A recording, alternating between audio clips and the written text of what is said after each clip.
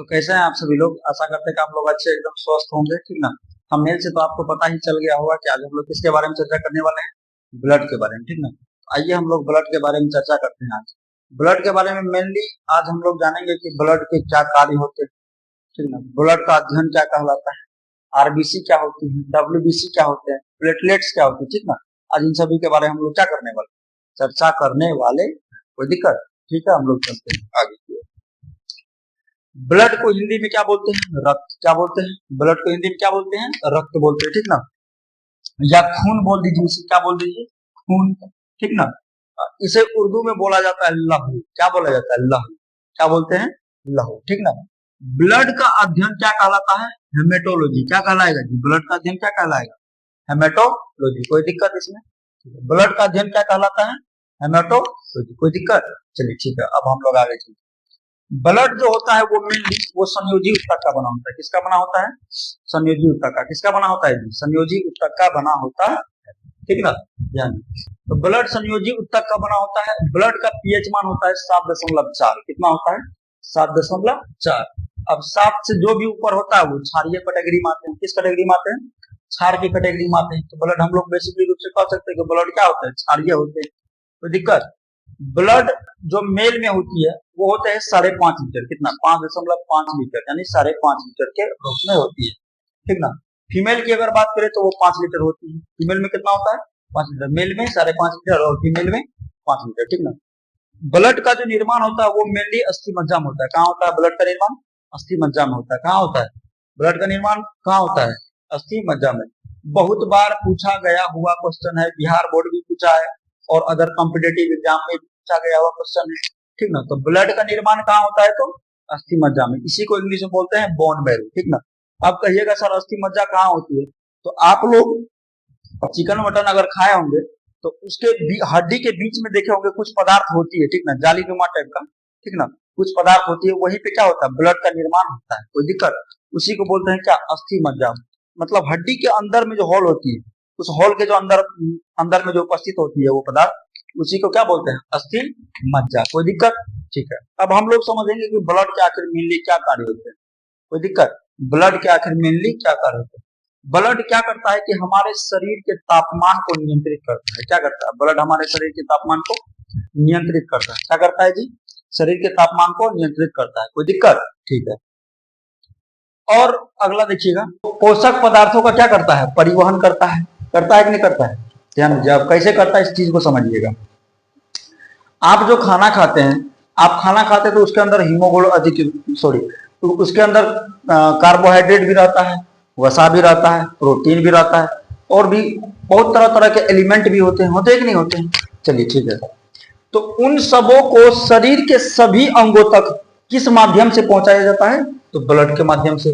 तो अगर मेनली अगर कहा जाए तो ब्लड तो ये भी तो ब्लड का भी तो एक कार्य का हिस्सा हुआ, नहीं हुआ कि ये क्या कर रहा है? सब दिन ये ढो रहा है, प्रोटीन जिसको जरूरत होता है प्रोटीन उसको देता है, कार्बोहाइड्रेट जिसको जरूरत होता है उसको कार्बोहाइड्रेट देता है, ठीक है। यानी कि ब्लड डायरेक्टली यानी सभी पोषक पदार्थ जितने भी हैं, काहे कि ब्लड आपको पता है कि शरीर के हर एक अंगों में कहीं भी कट लगता है तो तुरंत ब्लड निकल जाता है। निकलता है कि नहीं निकलता है? तो आप देखे होंगे कि ब्लड शरीर के हर एक अंग में होता है। ऐसा कोई अंग नहीं है जो कि जिसमें नहीं जाता है ब्लड, ठीक ना। ओनली डेड सेल को छोड़ के, ठीक ना, मृत कोशिका को छोड़ के। जैसे नाखून में बोलिएगा सर कैसे आ जाता है? जो नाखून बढ़ता है वो डेड सेल से बनी होती है, इसी कारण से क्या होता है उसमें काटते हैं तो ब्लड नहीं आता, ठीक ना। और क्या करता है कि ब्लड हमारे गैसों का परिवहन करता है। जैसे आप लोग सांस लेते हैं, सांस लेते हैं कि नहीं लेते हैं? कौन बकलोल है जो सांस नहीं लेता होगा? धरती पे जितने भी जीव हैं सभी के सभी क्या लेते हैं? ऑक्सीजन लेते हैं। ऑक्सीजन नहीं लगा तो मर जाएगा आदमी, ठीक ना। कैसे मर जाएगा? तो ध्यान से समझिए। तो गैसों का क्या करता है? तो परिवहन करता है। गैसों में मेनली कौन? तो ऑक्सीजन और कार्बन डाइऑक्साइड। ऑक्सीजन और कौन? तो कार्बन डाइऑक्साइड, ठीक ना। आप लोग जो सांस लेते हैं तो वायुमंडल में उपस्थित ऑक्सीजन और कार्बन डाइऑक्साइड भी आता है कि नहीं आता है? ठीक है। तो जैसे ही आप सांस लीजिएगा, फेफड़ा के अंदर भी तो ब्लड है। फेफड़ा के अंदर भी तो छोटे छोटे वेसल्स में जाते हैं ब्लड जाते हैं, वहां पे टुकुर टुकुर देखते रहता है, टुकुर टुकुर देखते रहता है। जैसे ही ऑक्सीजन आएगा उसको पकड़ेगा, धई दबी लेके चल जाएगा। क्या करेगा? धई दबी लेके चल जाएगा, ठीक ना। ऑक्सीजन से मिलता है ब्लड तो क्या बनता है? ऑक्सीजन से अगर ब्लड मिलता है तो क्या बनता है, आप लोगों को हम बता चुके हैं, ठीक ना। ऑक्सीजन से अगर ब्लड मिलता है तो क्या बनता है, ऑक्सी हीमोग्लोबिन। क्या बनता है, ऑक्सी हीमोग्लोबिन। अगर वही कार्बन डाइऑक्साइड से मिला तो कार्बोक्सी हीमोग्लोबिन। कोई दिक्कत इसमें, कोई दिक्कत नहीं। तो अगर देखा जाए तो गैसों का क्या क्या करता है, ये परिवहन करता है, यानी कि गैस को एक जगह से दूसरे जगह ले जाने का कार्य करता है। जैसे हम लोग सांस लेते हैं, ऑक्सीजन लिया उसमें और ऑक्सीजन को पकड़ के लेकर चल गया कोशिका के माइटोकॉन्ड्रिया में, ठीक ना। वहां पे क्योंकि ऑक्सीजन की जरूरत है कि नहीं है, ठीक है। उसके बाद क्या करता है, उत्सर्जी पदार्थों का परिवहन करता है। क्या करता है, उत्सर्जी पदार्थों का परिवहन। जैसे मान के चलिए कोई बेकार पदार्थ है तो उसको भी लेते चलता है, उसको भी लेते चलता है, जाके बाद में उसको अपशिष्ट रूप में निकाल देता है उसे।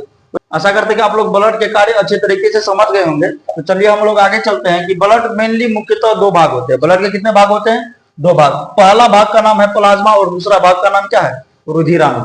प्लाज्मा, पहला भाग का नाम क्या है, प्लाज्मा, और दूसरे भाग का नाम क्या है, रुधिराणु। इसे इंग्लिश में कार्पल्स कहते हैं, प्लाज्मा को प्लाज्मा ही कहते हैं। कोई दिक्कत, प्लाज्मा ब्लड में मेनली 55 से 60% होती है और रुधिराणु 40 से 45% होती है।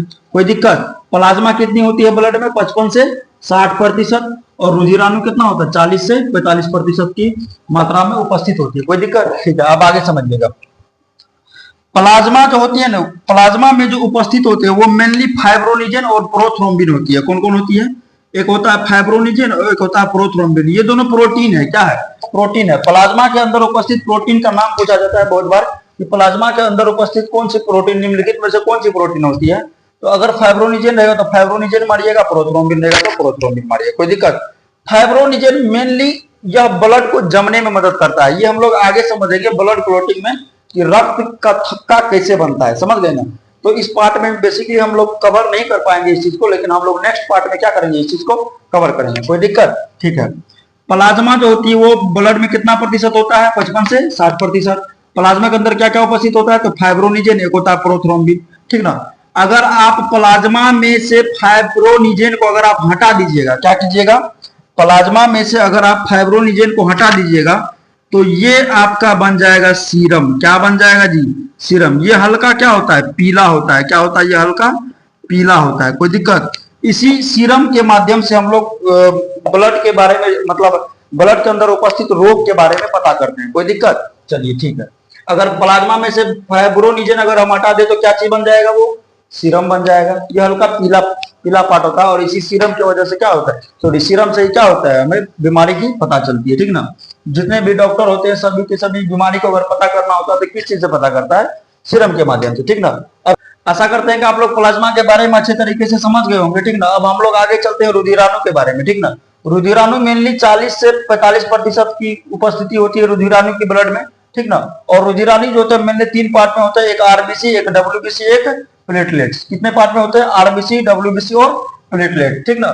आरबीसी का साइंटिफिक नेम कहा जाए, इसे एरिथ्रोसाइट कहा जाता है। क्या कहा जाता है, एरिथ्रोसाइट। क्या कहते हैं इसे जी, एरिथ्रोसाइट कहा जाता है, ठीक ना। डब्ल्यूबीसी का साइंटिफिक नेम ल्यूकोसाइट है और प्लेटलेट्स का साइंटिफिक नेम थ्रोम्बोसाइट है। कोई दिक्कत इसमें किसी को, ठीक है। आरबीसी का एरिथ्रोसाइट, डब्ल्यूबीसी का ल्यूकोसाइट, प्लेटलेट्स का थ्रोम्बोसाइट। कोई दिक्कत, ठीक है। अब आगे समझिएगा, आरबीसी की जो मात्रा होती है वो होती है 50 लाख।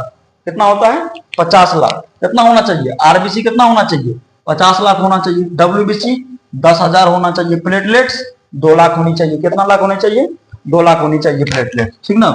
ध्यान दीजिएगा, आरबीसी की जो आकृति होती है या आकार बोला जाए इसे, वो होती है गोल। क्या होती है, गोल, ठीक ना।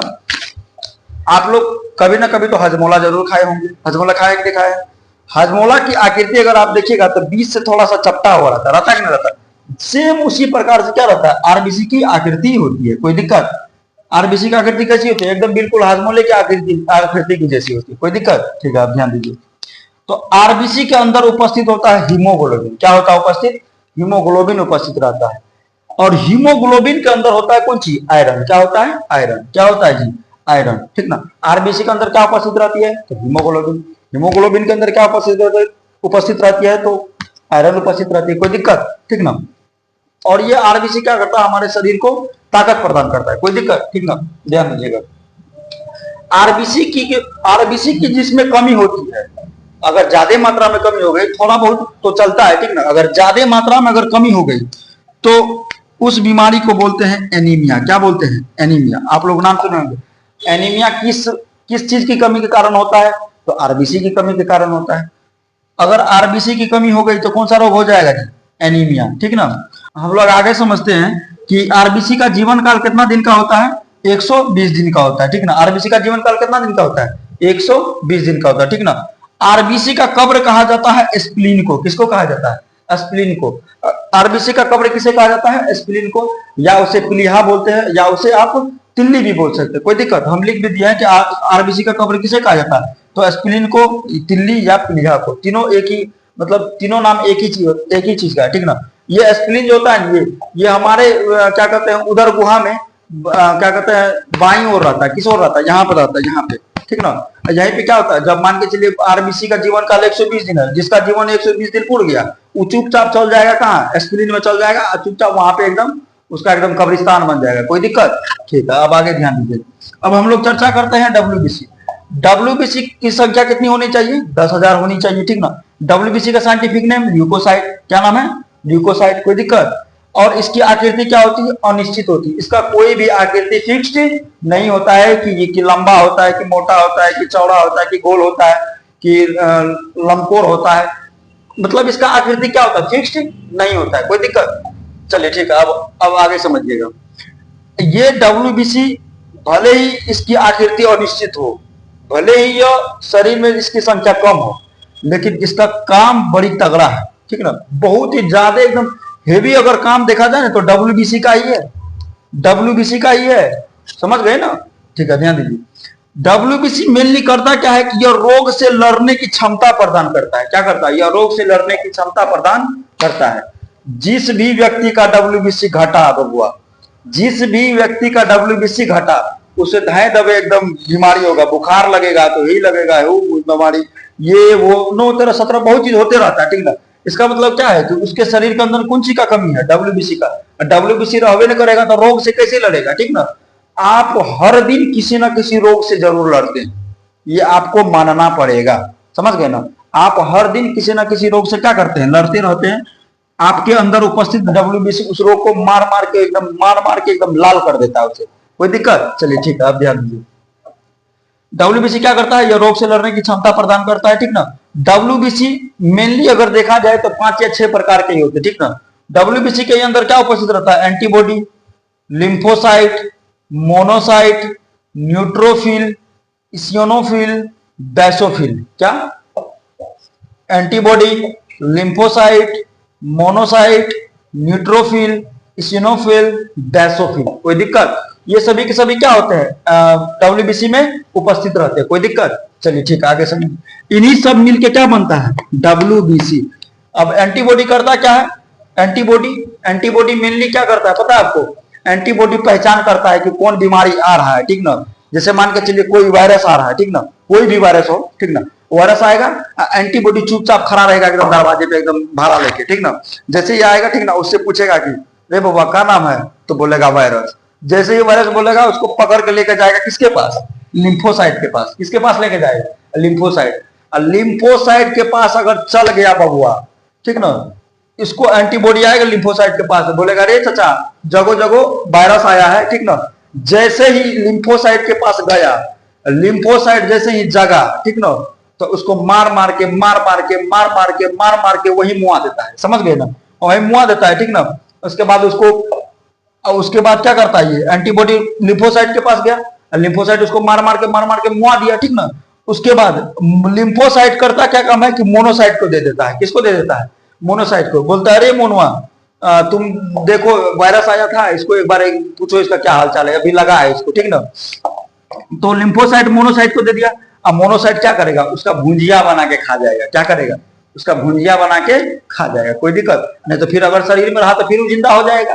कितना मारता है, मरता थोड़ी है इतना जल्दी। ठीक ना। उसको एकदम कचर के खा जाता है उसे। समझ गए ना? भूंज के खा जाता है उसे। ठीक ना। जैसे आप लोग कैसे भूंज के खाते हैं एकदम भुजिया उजिया। ठीक ना। उसी प्रकार से मोनोसाइट क्या करता है? भूंज के खा देता है। ठीक ना। और ये तीनों और भी सारे कार्य होती है। ठीक ना। इसको नेक्स्ट पार्ट में होगा तो हम लोग समझेंगे। ठीक ना। और ताकि हमारा वीडियो लंबा ना हो जाए। ठीक ना। लंबा हो जाता है वीडियो तो बहुत सारे दिक्कतों का सामना करना पड़ता है। ठीक ना। ध्यान दीजिए। अब हम लोग आगे प्लेटलेट्स के बारे में समझेंगे कि प्लेटलेट्स की संख्या कितनी होती है? 2 लाख होती है। इसका साइंटिफिक नेम क्या है? थ्रोम्बोसाइट है। क्या है इसका क्या कहते हैं, इसका साइंटिफिक नाम क्या है? थ्रोम्बोसाइट, ठीक ना। जीवन काल इसका होता है 7 दिन। कितना दिन होता है? 7 दिन होता है। जीवन काल इसका कितना दिन होता है? 7 दिन। इसका आकार अगर देखा जाए तो उत्तल लेंस की तरह होता है। किसकी?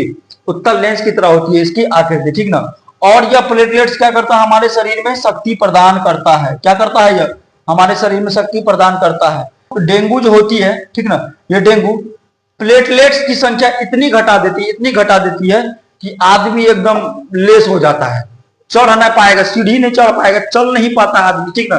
देखो हमारा दोस्त था, उसको इतना तगड़ा डेंगू हो गया कि उसको हम कंधे पर टांग के लेके गए थे, ठीक ना। पूरा एकदम उतना 12 बजे रात में हॉस्पिटल लेके गए, उसके बाद फिर उसको इलाज करवा के उसको फिर वहीं पे भर्ती किए, ठीक ना। चलिए ठीक है, ध्यान दीजिएगा।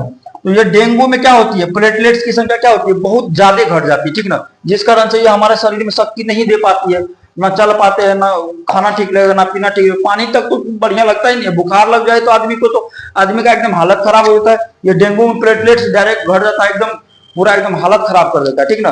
तो आशा करते हैं कि आप लोग को ये अच्छी तरीके से समझ में आई होगी, ठीक ना। एक बार हम लोग फिर से इसे रिकैप कर लेते हैं कि आरबीसी कितना होती है संख्या? 50 लाख, डब्ल्यूबीसी की 10,000, प्लेटलेट्स की 2 लाख। कोई दिक्कत? आरबीसी को एरिथ्रोसाइट बोलते हैं, डब्ल्यूबीसी को ल्यूकोसाइट, प्लेटलेट्स को थ्रोम्बोसाइट बोलते हैं। कोई दिक्कत? इसकी आकृति कैसी होती है? गोल एकदम हाथमोली की आकृति की, ठीक ना। इसकी आकृति होती है अनिश्चित, ठीक ना। और इसका आकार क्या होता है? लेंस की आकार की होती है, ठीक ना। इसका आरबीसी का जो जीवन काल होता है वो कितने दिन का होता है? 120 दिन का होता है। और डब्ल्यूबीसी का जीवन काल महज 4 दिन का होता है। कितना दिन का होता है? 4 दिन का। ये नया बनना चाहिए, ठीक ना। मान के चलिए डब्ल्यूबीसी 4 दिन से ज्यादा हो गया तो वो मर जाएगा, ठीक ना, वो पुराना हो जाएगा। फिर पुराना हो जाएगा तो रोग से लड़ने में हमको कम क्या कहते हैं, ज्यादा ताकत मतलब ज्यादा शक्ति नहीं मिल पाएगी। कोई दिक्कत? ठीक ना। चलिए ध्यान दीजिए। और उसके बाद प्लेटलेट्स का जीवन काल कितना होता है? 7 दिन का होता है। कोई दिक्कत? ये जितनी भी सारे चीज हमने लिखी है, सब का सब एग्जाम में पूछा हुआ क्वेश्चन है, समझ गए ना। बिहार बोर्ड में भी पूछता है, कॉम्पिटेटिव एग्जाम में भी पूछता है कि बताइए एरिथ्रोसाइट किसका नाम है? तो आरबीसी का नाम है। ल्यूकोसाइट किसका नाम है? तो डब्ल्यूबीसी का है। प्लेटलेट्स किसका नाम है? तो थ्रोम्बोसाइट का है। कोई दिक्कत? आशा करते हैं कि आप लोगों को अच्छे तरीके से समझ में आई होगी, ठीक ना। नेक्स्ट पार्ट में हम लोग समझेंगे कि ब्लड आखिर जमता कैसे, ठीक ना।